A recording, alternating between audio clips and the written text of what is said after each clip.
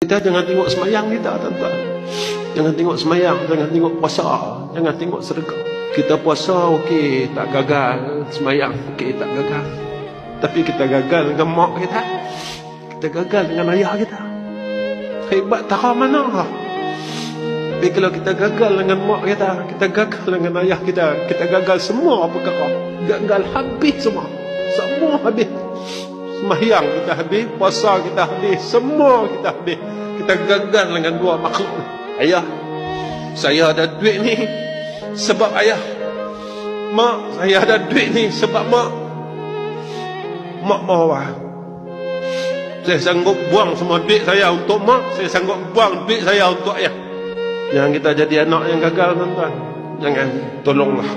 Tinggi mana ilmu kita, kalau kita gagal dengan mak dan ayah kita, kita gagal keseluruhannya.